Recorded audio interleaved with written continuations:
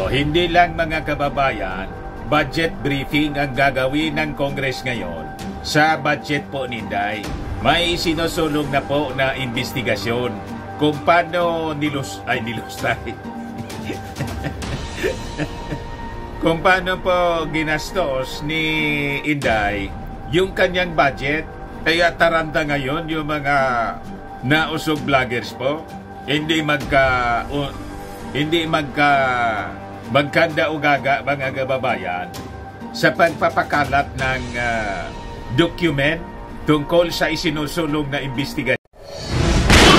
Nagpapagang mga balita at pagtalakay sa mga isyu ng lipunan. Bulsa! Opinyon, banat at paglalantad sa katotohanan. Bulsa! What you see is what you get. You decide. Inakasili po ng diferensya yung Kongreso. Na-trigger kasi po ni Inday dahil sa kanyang masamang pag-uugali na ipinakita during the budget deliberation. So ito ngayon ang inabot ni Inday, mga kababayan. Papaimbestigahan na siya ng House Committee on Good Government. Ito yung balita ngayon sa Impact Leadership. House to probe Sara's budget spending. The House Committee on Good Government and Public Accountability na pinamumunuan po ni Manila 3rd District Representative Joel Chua ay magsasagawa po ng investigation para i-review kung paano ginamit ni Vice President Sara Duterte yung kanyang budget sa Office of the Vice President. Ayan po si Manila Congressman Joel Chua. Inis na inis ito kay Inday dahil sa kawalang mudo, kawalang respeto mga kababayan ni Inday sa Kongreso. Totally inis na po yung budget hearing. Pero nagkakuha ng kakampi si Inday sa mga senador. Kinampihan ni Jinggoy Estrada, Joel Villanueva, si Senator Bato, normal, pati ni Senator Grace po. Pero hindi siya tatantanan ng Congress because of disrespect.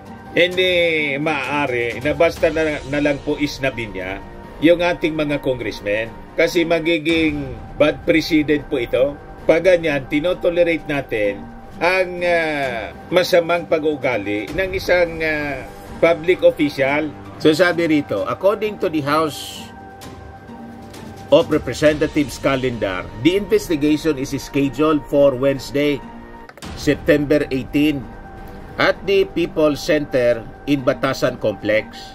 The probe stems from a privileged speech delivered by Manila 2nd District Representative Rolando Valeriano noong September 3. Valeriano criticized Duterte's conduct during the August 27 briefing on the proposed 2.037 billion budget for the Office of the Vice President. He stressed that the Congress has the authority to scrutinize the budget and oversee how it has been and will be spent. Tapos, mga kababayan, lalo nitong may stress mga kababayan yung mga Duterte. At lalo nitong magwawala si Inday. Hindi kaya niya, Mr. Maravillas, talagang sinasadya ng mga congressmen para galitin si Inday. Sa tingin ko po, hindi naman gano'n ang intensyon para galitin si Inday. Normal kasi kay Inday yung pagiging mainitin yung ulo. Ito sa tingin ko, tama lang po na aksyon ng ating Kongreso. Kasi hindi naman pwede na umiwas si Inday sa pagpapaliwanag kung paano niya ginagastos ang pondo ng gobyerno. Kasi nga po, hindi niya pera yan. May public accountability po siya. Sabi nga natin noon, kung ayaw ni Inday na sumunod sa ganitong mga regulations, ang pwede niyang gawin, mag-resign as Vice President. Di ba? Bumalik na lang siya sa pribadong buhay para walang nangingialam sa kanyang spending. Waldasin niya yung gusto niyang waldasin, basta't pera niya. Pero ito po, hindi po pwede. Sabi nga natin, kahit pumasok pa siya sa pribadong company, pag hindi niya pag-aari, sisilipin pa rin siya. Kahit nga sa sarili mong kumpanya, pag may mga napasok kang transaksyon. Kasi siyempre hindi mo man pwedeng patakbuhin yung sarili mong kumpanya na ikaw lang. May mga kasama ka dyan siyempre na madadamay sa pagiging irresponsible officer mo. Di ba? Yung full story ng balitang yan, click subscribe muna dito sa ating YouTube channel and hit the notification bell para lagi po kayong updated sa mga kaganapan dito sa ating bansa. Like and share na rin po ninyo ang ating video. At huwag na rin po ninyo na skip yung ating mga commercial ads para tuloy-tuloy lang ang pag-unlad ng Bagong Pilipinas. Sa mga nagana po ng malinis and spacious fitness gym, pumunta lang po kayo sa aming Colossal Fitness Gym. We also offer Grab Car Rental with our brand new 2023 model ng Toyota Innova. We also accept booking for those who are planning to travel via PAL, Cebu Pacific, and other airline companies, local and international, and bills payment for Meralco Bills, Aleco Bills, PLDT, etc. Ang Colossal Fitness Gym is located at 3rd floor Security Bank Building, Lanco Business Park, Legazpi City, Albay. For inquiries, look for Gilon Maravillas, contact number 0966-802-0949. Yan po yung aming Innova. Lagi na pong matao sa amin.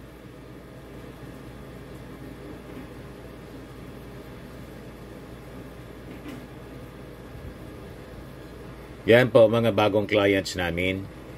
Napakaganda at colorful at napakalinis ng aming gym po. Pati mga foreigners po pumupunta sa amin, mga British tourist po sila dito sa Legazpi. Na-set up na rin po yung aming mga brand new gym equipment.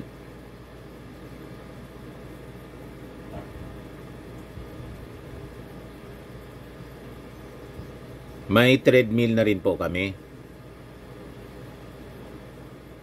Ito naman po yung bago naming product na binibenta online. Eye Glow Serum, whitening po siya. Tingnan ninyo yung epekto sa aking anak na architect before and now. Yung mga inquiries po ninyo, dumiretso na lang kayo sa kanyang Facebook account, Riz Maravillas. Ito naman po, Firmax Firming and Lifting Cream, pinapahid po sa mga pulses and affected area. Mainam po sa paninigas na mga kaso-kasuan. Ito naman po, Automax Radiant Serum. Sa mukha naman yung application, anti-aging po siya. You will look 10 years younger than your age. Sa mga cancer patients naman po, baka lang gusto ninyo itong itry. Neng siya red mixed fruit drink. Hindi mo po siya gamot, food supplement siya. Kaya lang, gawa siya mga kababayan sa goji berry. Yung goji berry may anti-cancer properties. O ngayon, yung mga inquiries ninyo, dumiretso na lang kayo sa aming messenger sa Facebook para masagot namin agad. Ayos pa? Ayos na ayos niya, Mr. Maravilla. Iwan ka niya ng mga kasama mo. So, importante talaga yung pagiging responsible officer. Kahit sarili mong company, dapat responsable ka. Tama pa? Lalo kung family corporation, hindi papayag yung mga incorporators. Aawayin ka niyan. How much more, mga kababayan, sa gobyerno na may tinatawag na public accountability. Kaya nga po, ang magsasagawa ng investigation, yung House Committee on Good Government and Public Accountability. So, titingnan nila kung paano ginagamit. Nagamit ba sa tama yung pondo na ipinagkatiwala kay Inday. So sabi dito, Valeriano remarked that public funds are entrusted to government offices and the purpose of budget hearings is to inform the public about how those funds are used. He also criticized the Vice President's refusal to answer questions regarding her use of confidential funds during the briefing, noting that she declined to defend her agency's proposed budget through question and answer process. Alam na natin, mga kababayan, ang intensyon, motibo ni Inday kung bakit ayaw niyang matanong. Kasi nga po, hindi niya kayang ipaliwanag kung paano niya ginastos yung pera ng bayan. May mga disallowance sa kanyang budget, lalo na po yung confidential funds. Ayaw niyang pag-usapan kasi nga po daw, hindi naman siya humingi. Hindi man po maaari na dahil wala kang iniinging budget ngayong taon or sa susunod na taon, yung ginastos mo nung previous years, hindi na ungkatin. Kasi gusto mong tumakas, umiwas sa iyong pananagutan. Tama po, yun ang intensyon po ni Inday, kaya ayaw niyang matanong, bala na niya kayo. Kung i-approve ninyo o hindi, bala na kayo. Squid tactic nga, mga kababayan, yung ina-apply niya. Ang akala niya, palalampasin yung kanyang masamang gawain at kanyang pag-uugali, saka yung kanyang taktika para mapagtakpan kung paano ginastos yung budget ng bayan. Kala niya mauuto niya yung mga congressmen natin. Mas matatalino itong mga congressmen kaysa sa kanya. Tama pa? O, ito yung post, mga kababayan, ng mga defenders ni isa sa mga defenders ni Inday. Sabi niya, ibang klase rin mga HORs ngayon. Ba't di ninyo na lang kaya buwagin ang DSWD, NBI, Ombudsman, DBM, OBP at COA para naman makatipid-tipid tayo? Isama nyo na rin ang PNP, Senate at OP. Total si Romualdez lang din naman ang most powerful entity at nasusunod ngayon. Kayo na magpatakbo ng gobyerno. Paghati-hatian nyo na rin ang budget. Kung may natitira pang pera, ubusin nyo na para tapos ng usapan at wala ng gulo. Ang ganyang mga reaksyon, mga kababayan, sabi ng mga matatanda, baliw-bagi. Ang ibig sabihin na sa amin ng baliw-bagi, pag ikaw nasisita, para yung magulang sinita yung anak kasi nakitang may pagkakamali. Nang sinita, gumawa na siya ng mga kwento-kwento. Dinamay na yung lahat. Tulad nito, dinamay na yung lahat ng mga agencies. Kayo na lang niya ang gumawa. That is, in psychology, defense mechanism. Sige niya, sa inyo na lang. Ayaw ko na. Total niya, kayo lang naman ang nasusunod yan. Yan ang ibig sabihin sa amin ng baliw-bagi. Gumagawa na ng baliw-bagi as a defense mechanism. Kasi ayaw niyang pinupuna yung masamang gawain. Ganon po ang ugali ng isang spoiled brat. Pati mga supporters po ni Inday, pari-parehas ang ugali. Ang gusto nila, pabayaan lang sila. Kung ano yung mga ginagawa nilang masasama, hindi po maaari ang ganyan. Itong reaksyon na to, comment mga kababayan nitong supporter ni Inday, dito sa sulat na pinadala po ni Congressman Chua tungkol dito sa request for investigation. Ito siya mga kababayan, dated September 12. Yan ang sulat po ni Congressman Chua, chairperson. Ayan, sabi diyan, Committee on Good Government and Public Accountability, September 12, 2024. Mr. John Benedict M. Acosta, Lead Pangasinan Satellite Office, Office of the Vice President. Dear Mr. Acosta, the committee will conduct an initial deliberation with preliminary determination on privileged speech number 379 delivered by Representative Rolando M. Valeriano, calling for an inquiry in aid of legislation on the budget utilization of the Office of the Vice President entitled Asserting the Power of the Purse of Congress.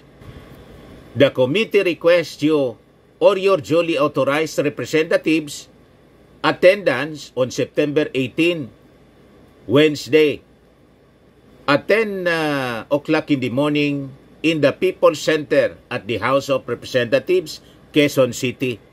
Your presence is necessary to provide clarifications on the Office of the Vice President's budget utilization from your assumption of office up to present, including questions on the projects, programs, and or beneficiaries of said projects, programs in the satellite office and other related matters. Tapos, malamang may nasilip doon na may nagsumbong siguro sa satellite office ng Office of the Vice President. Wala man na niyang mga beneficiaries talaga na binibigyan. Pero may report na ginastos. So, bubusisiin mga kababayan, malamang pati yung nandito sa amin, sa Legazpi City po, may satellite office dito, yung Office of the Vice President. Ayun, iisa-isahin po na scrutinize ng Congress. Kung totoo po may mga beneficiaries, baka po ghost yung mga beneficiaries. Rimati na po, ipapatawag, may sulat na. Yan o, you may submit your position paper and any other related documents pala. Any other related documents regarding the issues presented in PS number 379, yung privilege speech siya. Preferably on or before September 16. So ngayong araw, ngayong Monday, to Attorney Cheryl Christine V. Lagrosas, Acting Committee Secretary at the CGGPA, 3rd floor, Ramon Mitra Building, House of Representatives, Quezon City. Electronic copies may also be submitted to the committee.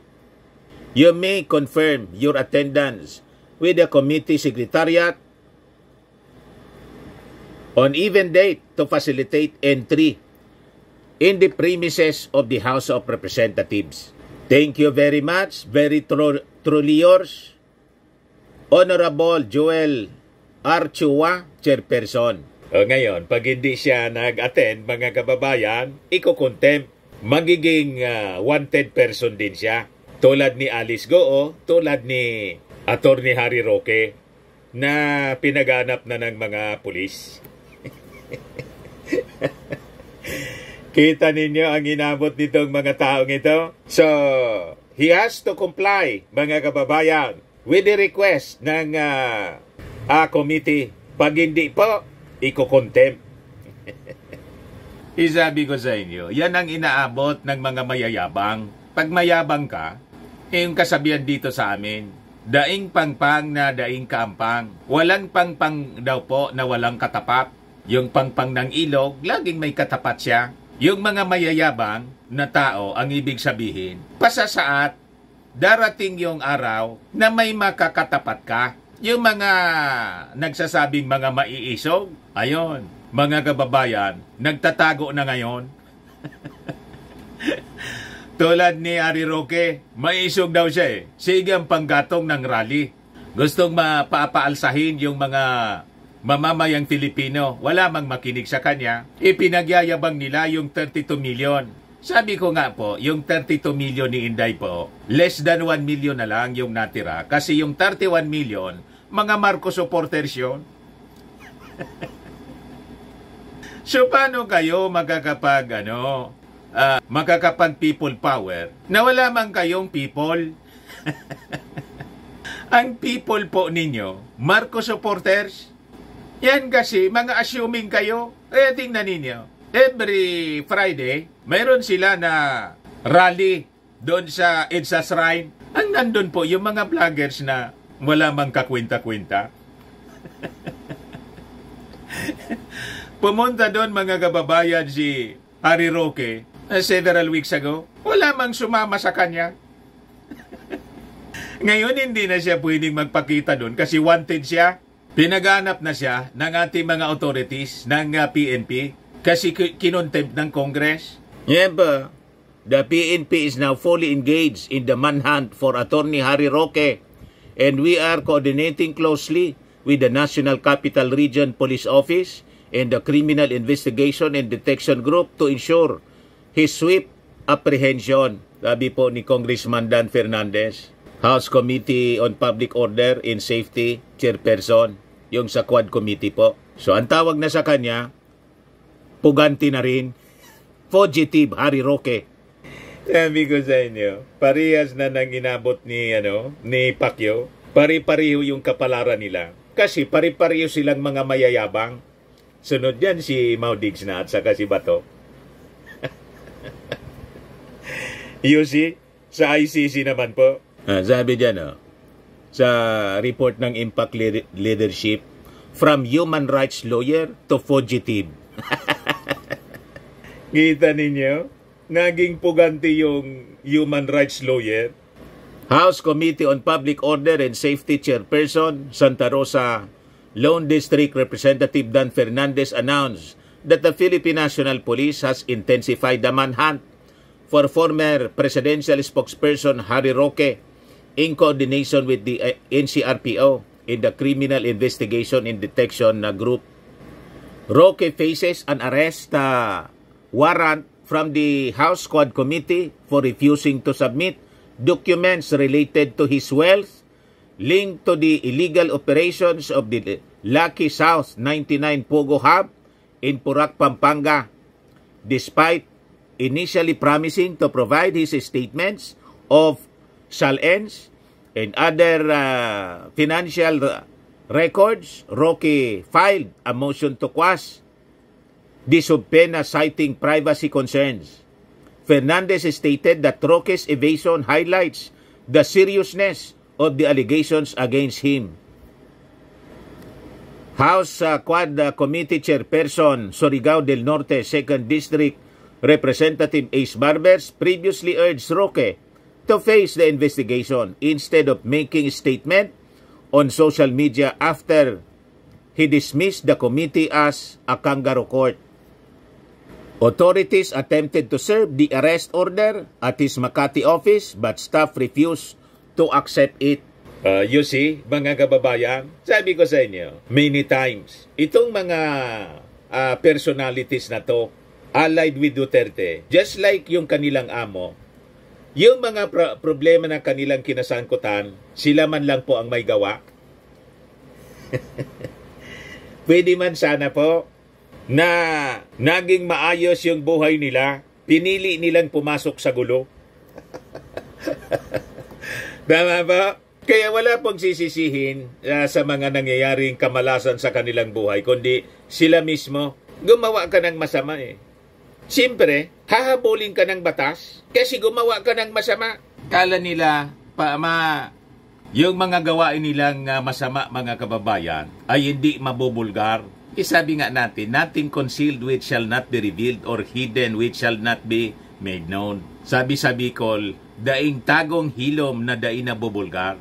Tama po? That is biblical. Ito pa, idagdag ko sa inyo. Sabi sa Ephesians 5:11, take no part in the worthless deeds of evil in darkness.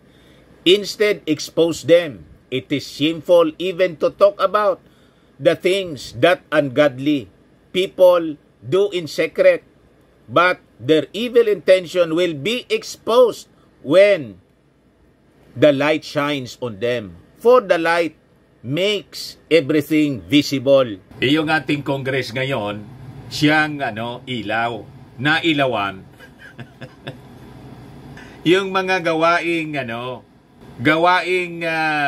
masama, the worthless, sabi sa Bible, deeds of evil in darkness. Ayon, biglang na bilad po sa liwanag. Di ba? Kaya kahit anong iwas ninyo, kahit anong takip ninyo sa mga gawain ninyong masama, nothing concealed which shall not be revealed eh. Hindi kasi kayo nagbabasa ng Bible. Nakikinig kasi kayo sa mga advice ng isang puganting pastor.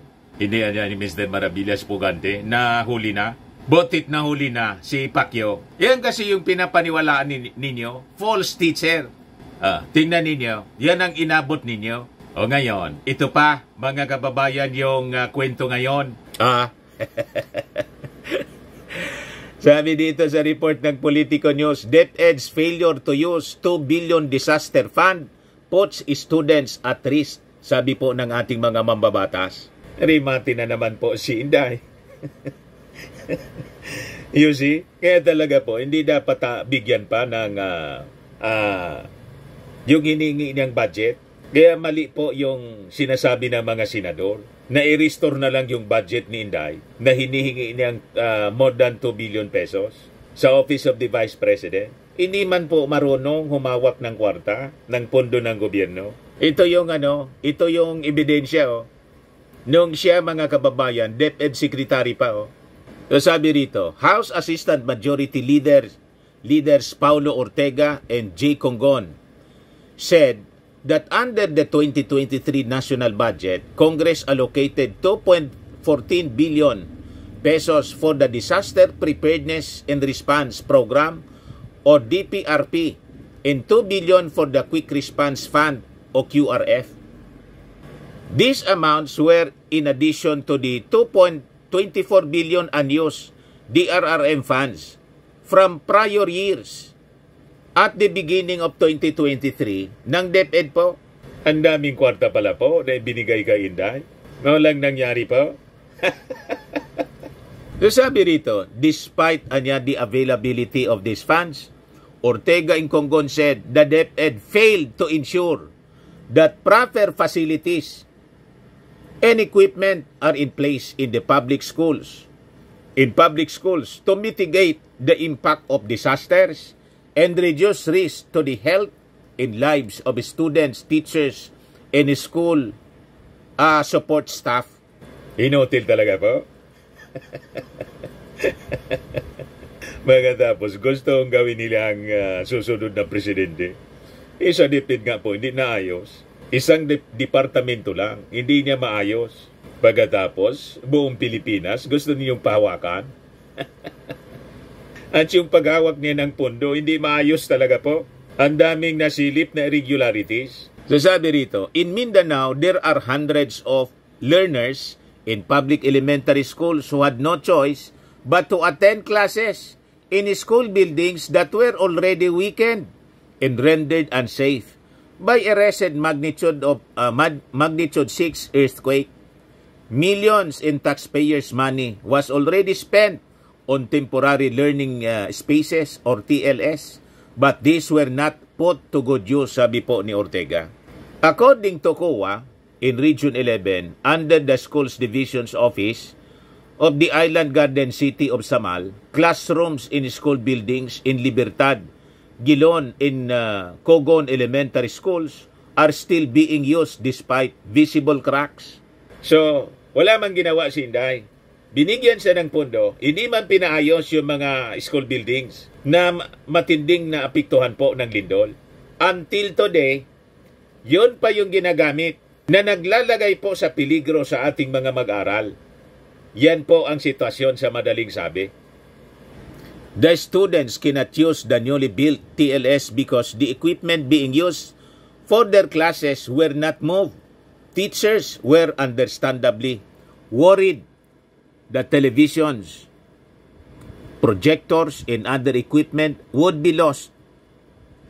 These are basic stuff that should have been anticipated and properly addressed, sabi po ni Congon. Hindi talaga marunong si Inday.